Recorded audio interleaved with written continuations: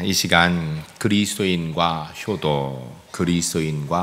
효도라는 제목으로 하나님 말씀 증거하겠습니다.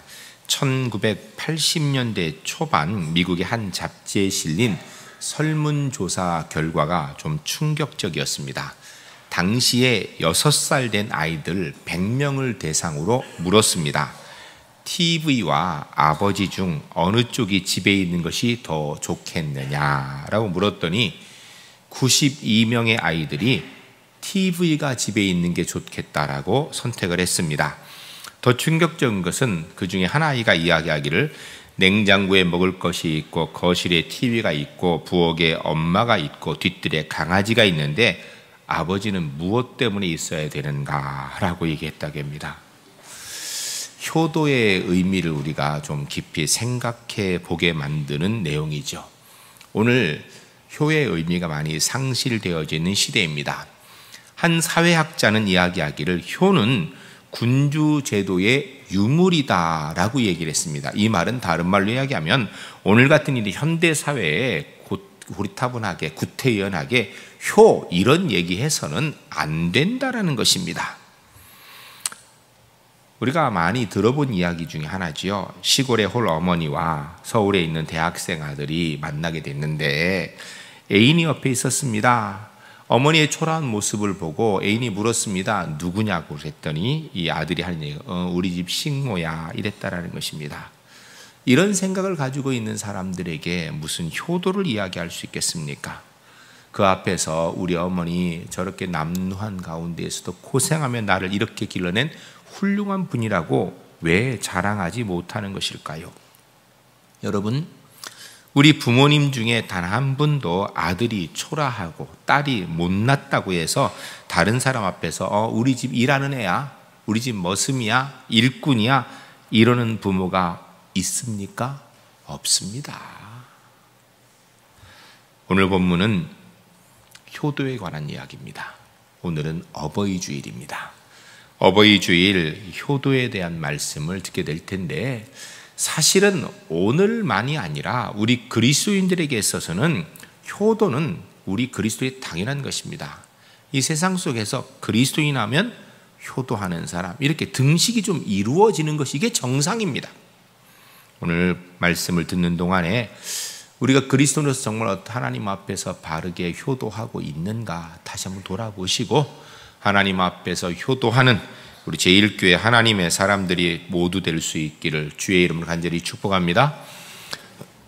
첫 번째 따르겠습니다. 효도는 상식적으로 옳은 것입니다. 오늘 본문에 부모를 주 안에서 순종하는 것이 옳다라고 이야기합니다. 이 말을 꼭 말로 해야 되는 상황이 사실은 슬픈 상황인 것 같습니다. 부모님에게 효도해야 된다 이야기를 꼭 말로 해야 되나요? 말이 없어도 이거 당연히 해야 되는 것 아닙니까? 그런데 현실은요, 이 말을 말로 해도 안 될 뿐 아니라 성경에 하나님 말씀으로 기록되어 있는데도 잘 안 되는 것이 현실입니다. 여러분, 인간과 동물의 차이가 무엇일까요? 여러 가지만 이야기하겠지만 사랑이라고 이야기하는 분들도 많을 것입니다. 그 사랑 중에 가장 숭고한 사랑은 바로 부모님의 사랑, 모성애라고 이야기하는 분이 많을 것입니다. 그런데요, 동물도 모성애는 있습니다. 고슴도치도요, 제 새끼는 사랑합니다. 고슴도치가요, 제 새끼 털을 이렇게 딱 쓰다듬으면서 아이고 부드럽다 그런대잖아요. 호랑이도요, 지 새끼는 사랑하는 거예요. 그런데 동물은요, 조금 크고 나면 달라집니다. 으르렁거립니다. 먹이를 가지고 싸웁니다. 결국은 떠날 수밖에 없습니다. 사람은 어떻습니까? 여러분, 아이들이 어렸을 때 이 세상에서 제일 예쁜 사람 누가 생각하면 엄마라고 생각해. 제일 능력인 사람 누가 생각하면 아빠라고 생각해요. 그러다 조금씩 자라가면서요, 우리 엄마 아빠 별거 아니네 생각이 들고 나중에는 무시하기 시작합니다. 처음에는 그렇게 사랑하고 그렇게 대단하게 생각했다가 나중에는 으르렁대고 싸우고 결국은 무시하여 떠나게 된다면 동물과 다른 게 무엇이 있습니까?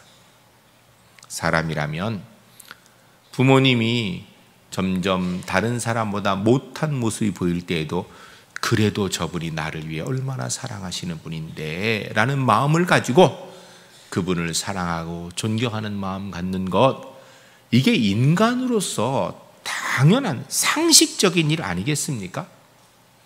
오늘 본문에 보면 이 효도하는 것, 공경하는 것, 이게 옳다라고 이야기합니다. 영어로 얘기하면 it is right, 옳다, 당연한 일, 마땅한 상식이라는 것입니다. 효도는 선행도 공로도 아닙니다. 지극히 당연한 일인 것입니다. 우리는 가끔 보면 택시에서 누가 돈을 놓고 내렸는데 찾아주었다든지, 아니면 어떤 사람들이 어떤 것을 찾아줬다든지, 이런 것들을 기사로 접합니다. 그러면서 착한 일 했다라고 표창도 합니다. 그런데요, 사실은 이거 당연한 거 아닌가요? 남의 것 자기가 쓰지 않고 찾아다 주는 거 당연한 것인데, 이런 것들이 표창의 대상이 될 만큼 오늘의 사회가 문제라는 것입니다. 여러분, 부모에 대한 효도요, 이거 효도한다고 상 줄 문제가 아니에요. 사실은 이게 상식이 돼야 되는데 상을 줘야 되는 시대라는 것이 우리에게 사실은 가슴 아픈 일입니다. 이 세상에 질투 없는 관계, 사랑이 있을까요? 없습니다. 유일하게 질투 없는 사랑의 관계는요, 부모와 자식밖에 없습니다. 형제들이요, 질투가 많습니다. 여러분, 두 아이가 지나가는데 한 아이만 보고 아이고 너 예쁘다, 아이고 너 착하다, 너 참 잘났다 이러면요, 다른 아이가 상처받습니다. 그 형제라 그래도요, 형하고 동생 지나가는데 형 보고 야 너 참 예쁘다, 너 잘났다 이러고 동생한테 아무 말 안 하면 동생이 마음에 상처받습니다. 혹시 여러분들 누가 이쁘다고 보이고 이쁘다는 소리 하고 싶으면요, 모두 다 이쁘다고, 둘 다 이쁘다고 해주셔야 돼요. 괜히 애들 상처 주면 안 돼요. 물론 한 아이가 눈에 더 이뻐 보일 수 있습니다. 그래도 다 이쁘다고 해야 돼요. 왜요? 실제로 이쁘잖아요. 어린아이들 얼마나 예뻐요. 근데 제가 지금까지 살아오면서 부모님 앞에서 그 자식 칭찬하니까 부모님이 시기해가지고 어떻게 저놈 자식을 칭찬하고 나를 칭찬하나, 이런 부모님 한 번도 못 봤어요. 오히려요, 공장보다 제품이 뛰어나다 그러면 좋아하시더라고요. 이게 부모님의 마음입니다. 여러분, 도적놈도 자기 자식인 잘 되기를 바라고 정직하기를 바라요. 이게 부모님 마음이에요. 그분들을 통하여 하나님께서 우리에게 생명 주셨고요, 그분들이 바로 우리를 키워주신 것이에요. 그분들로 인하여서 오늘 우리가 이 자리에 있는 것입니다. 우리 엄마 아빠가 해준 게 뭐가 있냐고요? 여러분, 이 땅에 태어나서 자기 혼자 큰 사람 아무도 없어요. 이 땅에 스스로 태어난 사람은 부모님 통하여 태어났고요, 그분들이 먹여주고 재워주고, 어릴 땐 잠도 자기 혼자 못 자요. 그래서 먹여주고 재워주고 닦아주고 치워주고 입혀주니까 아플 때는 밤새도록 잠 안 자면서 간호해 준 결과로 오늘 우리가 이 자리에 있는 거예요.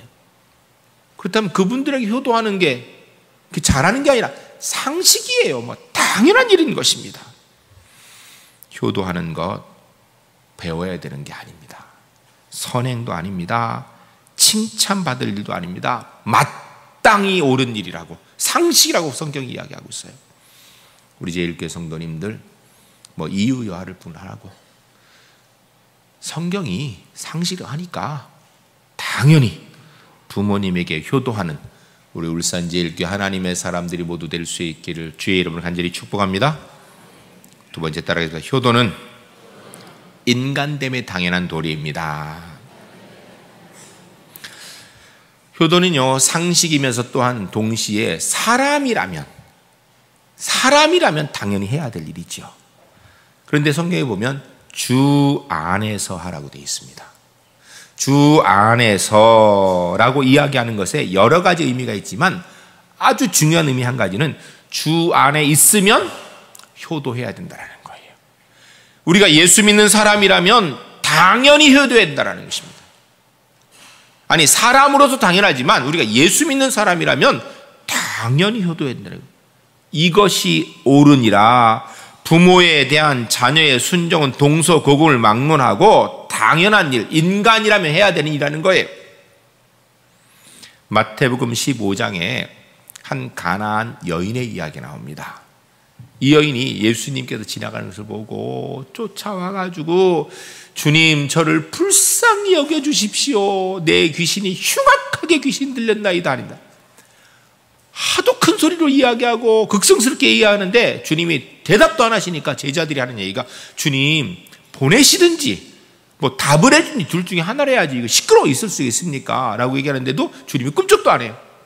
그러니까 이 여인이 와가지고선 주님, 저를 불쌍히 여겨주십시오 라고 하니까 주님이 뭐라 그러냐면, 나는 잃어버린 이스라엘 양에게 왔지 저런 이방 여인을 위해서 이 땅에 온 사람이 아니다 그래요.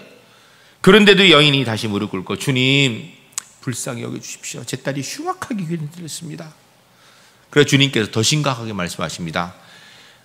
자식에게 줄 떡을 개들에게 던질 수 있겠느냐. 그 얘기는요, 너는 개 같은 존재다 이 소리거든요.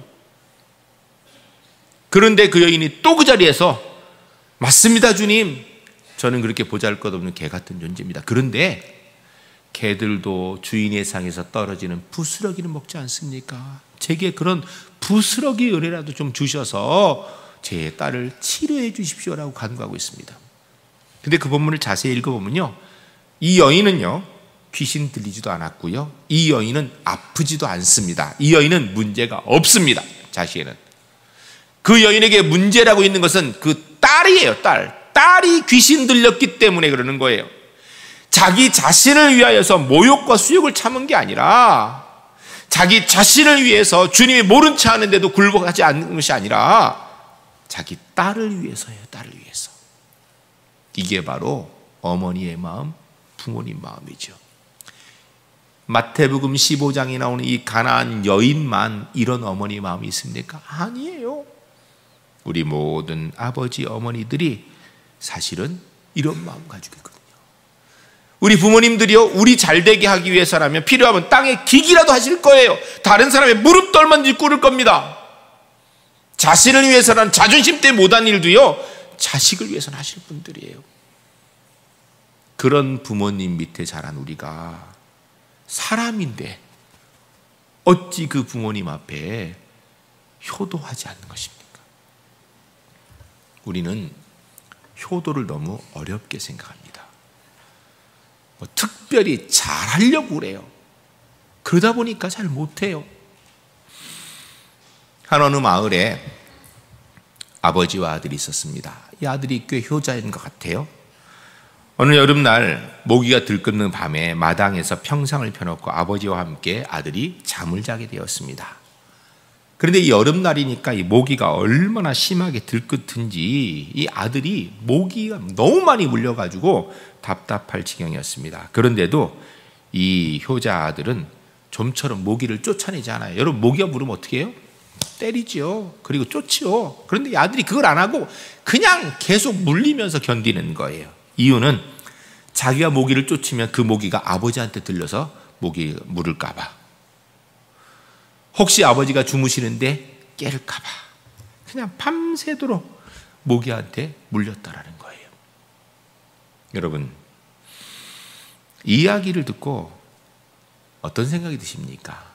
이 아들 바보 같은 사람입니까? 똑똑한 사람입니까? 여러분, 사실은 바보 같지 않아요? 미련하지 않습니까? 모기가 많으면 어떻게 해요? 모기장을 치든지 모기약을 뿌리든지 아니면 아버님 깨워가지고 방으로, 모기 없는 방으로 인도하든지 해야 될 거 아니에요?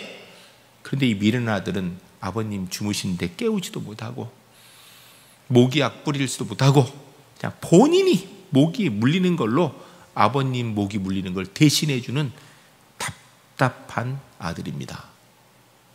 그럼에도 불구하고 사실은 오늘 이 시대에 이런 마음씨가 없기 때문에 이 세상이 답답한 거 아니겠습니까? 효도는요, 똑똑하고 부자고 잘나서 그것 가지고 하는 거 아니에요. 부모님 사랑하는 마음으로, 감사하는 마음으로, 인간의 당연한 도리로 하는 겁니다. 우리 제1교회 주 안에서 부모님에게 당연히 효도하는 하나님의 사람들이 주 안에서 꼭 되시기를 주의 이름으로 간절히 축복합니다. 세 번째 따라하겠습니다. 효도는 하나님의 계명입니다. 효도는 상식적인 문제고요, 효도는 인간으로 당연한 도리입니다. 그런데 우리 그리스도인에게 있어서는요, 그것을 뛰어넘어서 하나님의 계명이기 때문에 꼭 해야 되는 문제입니다. 효도는 계명이기 때문에 당연히 해야 되는 것. 계명은 하나님이 우리를 위하여 주신 것입니다. 그 속에는 하나님의 사랑이 있고 약속이 있고 축복이 있습니다. 그러므로 그리스도인 당연히 효도하는 사람 되어야 됩니다. 그리스도인 하면 효도하는 사람, 이게 등식이 이루어지는 게 정상이라는 거예요. 여러분, 효도는 노인을 방에다 모셔놓고 밥그릇이나 들여놓는 것이 효도라고 생각하면 안 됩니다. 본문에 보면 부모를 공경하라 있습니다.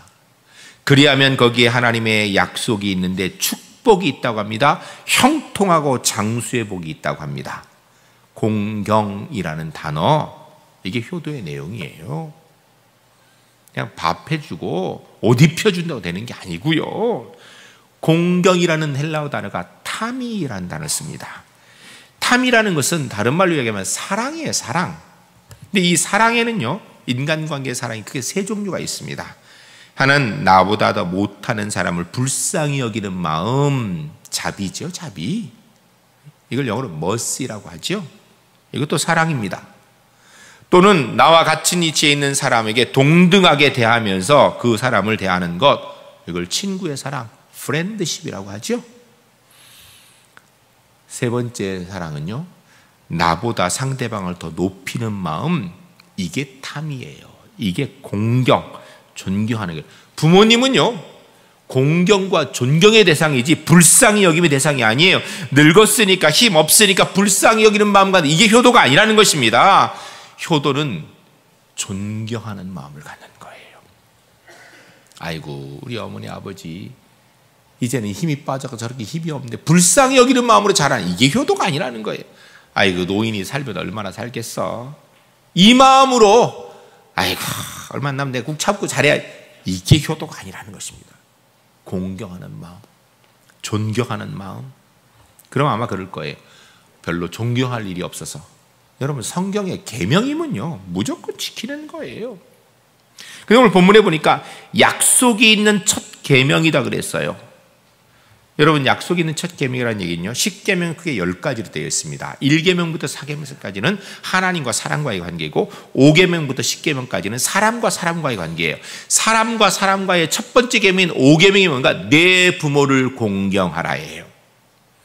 인간의 상호관계 첫 번째 계명, 랍비의 전승에 보면 이 계명은 가장 어려운 계명으로 가장 중요하다라는 의미를 가지고 있다고 합니다.